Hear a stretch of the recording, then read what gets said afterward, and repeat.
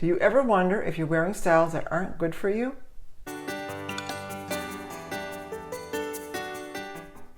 I'm Sheila, I'm a personal stylist, and I help women find the best styles that suit their body shape, their coloring, and their personality so they can dress well with ease. For the best style tips, hit the subscribe button and ring the bell, and you'll be notified every Tuesday when I upload a new video. So let's talk about those styles that most women should avoid over 50 or over 60. Now when I say most, I mean most. There are women, there are always exceptions of people who can pull things off. But right now we're going to talk about for most women. And the first one, which might surprise you, is black hair.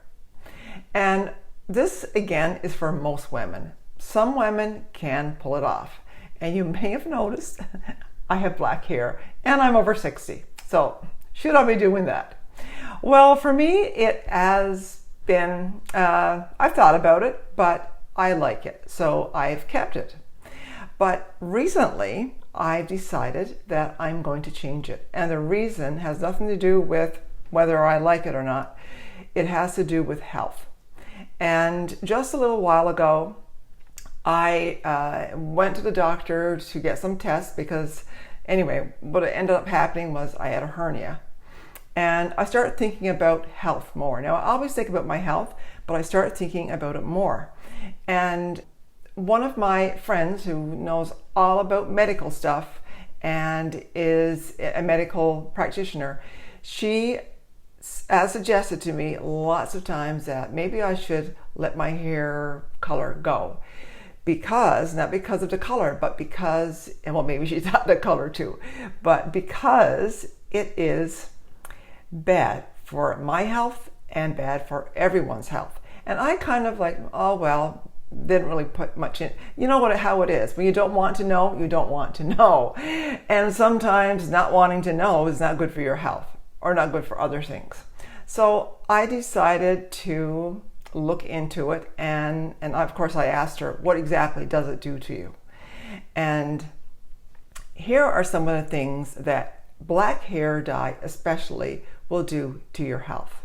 It has heavy metals and chemicals that can mess up your endocrine system. So that means your pituitary gland, your thyroid, your brain, and your ovaries. So sometimes we have problems that we might blame on something else when it was just as simple as getting rid of the hair dye. When you put hair dye on, it always goes very straight on your scalp. Whatever goes on your skin seeps into your body. And when you put heavy chemicals on your body, and by the way, hair dye has over 5,000 chemicals in it. That's a bit scary. So when you put it on your body, on your scalp, it goes through your system. So I said, okay, no more, I'm not going to do this. I'm going to stop. And a lot of the reasons why I didn't stop before was because it is hard, it's difficult. When you have black hair, and this is my hair color from when I was younger. Of course, it isn't that color now, not naturally, but this is the color. So when you go from this color, and I went to see a stylist this week to get her input on it, about how to do it. And apparently when you go from this color, which is a 10, to a white or a gray, which is a 1, there's a lot of steps in between of getting that color. So when they take the color out, because they have to take color out, first it'll go brown, then it'll go a little bit lighter. It takes a lot of work, it takes a lot of time, and again, more chemicals to get all of that out. So I talked to her about it. We came up with some options of what I could do. And of course, the first one is to get it cut. The shorter it is, the farther, the less it has to go. So that's what I thought, oh my God, drastic changes. But anyway, so I'm going to get it cut off. And then I thought, okay, so it could be 2 or 3 months trying to get, depending on how short I cut it, it could be 2 or 3 months trying to get that color from where it is. So I go to brown, I go to this, I go to that. So what I've decided is I'm going to get it cut as short as I can, especially at the back. And not that I really want to have that style, but there you go. So I am going to get it cut short as I can. So when it grows, it won't have as far to grow.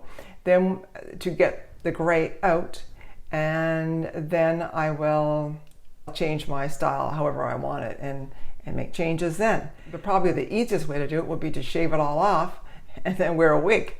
But I don't think I'm going to do that.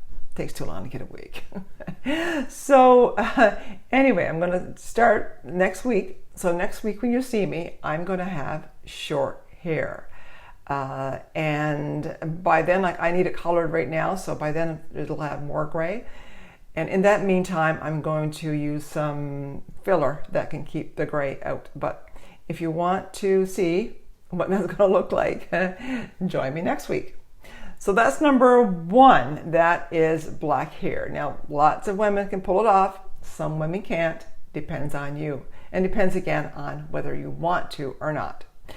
Number 2 is a black peacoat. I'm not against black, it sounds like it, but a black peacoat. And the reason this one doesn't look great on most women is because it is double-breasted and it's square. Most of them are square. If you can get one that has a bit of a flare in it, like has some style, so the waist is defined in it, that's different. But what I mean here are those black peacoats that are straight. So no matter what your body shape, so if you have a rectangle body shape, you're going to look more rectangle. If you have an hourglass body shape, it's going to take your hourglass away. Also will make your bust look larger.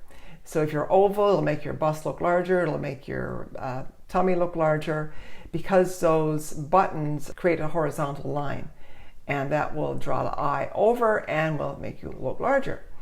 And then there is a triangle body shape, and this is not as bad. Now, for a triangle body shape, if you wear a peacoat, but a peacoat that has a bit of a definition, then you're going to look great. So that's for a triangle. It's good because it makes the upper body look larger because it has lapels, it's double-breasted.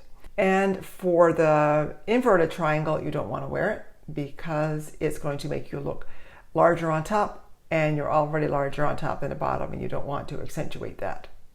So that's number 2, the black peacoat. And the black, of course, is because black is another one of those things, the colors or neutrals, that you have to be very careful. It doesn't look great on most women after they reach 50 or 60.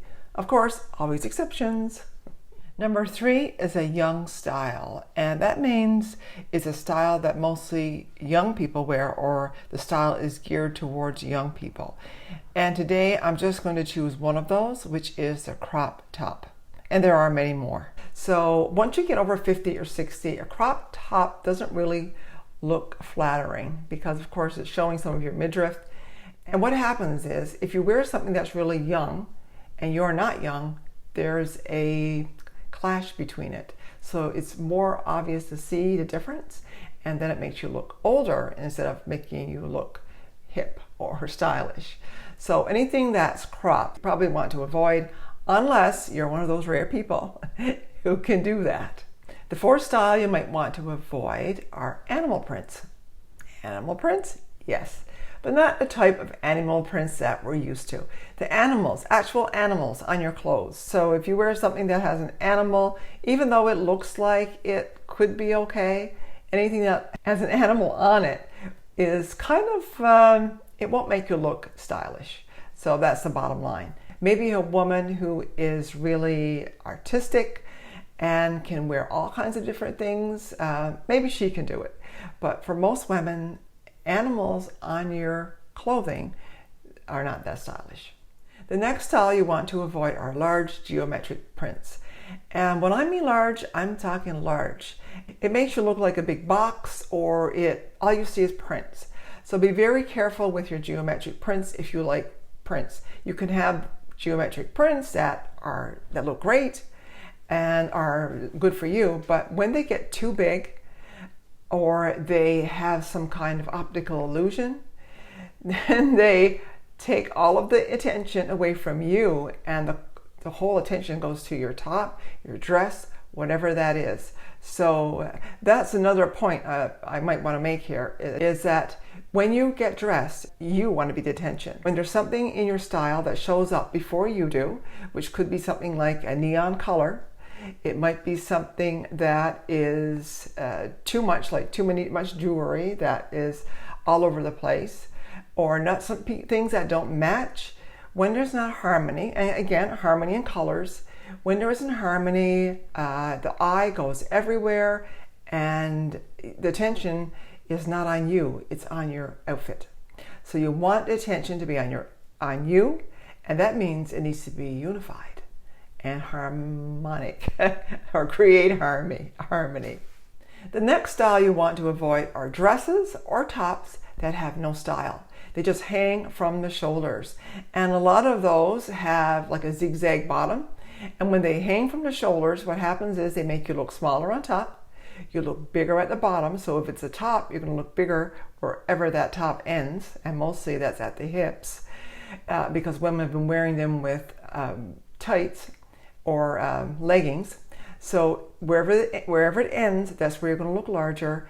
And they usually end, if it's a dress, they end around mid-calf, which is very unflattering. Another thing about them is they're usually a casual thing. So you'd have to wear sandals with them because they're usually for the beach or summer dresses. Now they're definitely not flattering. So you might be the person who can pull this off, but most women can't. So this is something you need to be wary of, because I know it's very comfortable. The next style you want to avoid, well, actually it's styles that are paired with each other. And that would be a style like large boots, like combat boots with a really light skirt, like a silk or a satin skirt. Now this could be done, I mean, young people do it, it looks good. It also can be done if you are an Annabelle personality and you know how to pull it off. But again, for most women, when you try to wear combat boots with something, because they don't go together, they're just one is too heavy for the other. And one of the rules of design is being able to have balance. This is more of a fashion trend, I guess, and it's not about balance. So when you wear boots like that, you really need to know how to do it, and you need to be able to pull it off. You need to have the personality to pull it off. If you don't, it will look awkward. It won't look really great. So pay attention to that if that's something you want to do. Of course, there are lots of ways you can wear combat boots, but if you're going to pair it with something really thin, maybe you want to rethink it. I hope this has been helpful. If you've enjoyed this video, give it a thumbs up. Don't forget to share it on your social media and with your friends. And I will see you next week. And until then, keep on styling.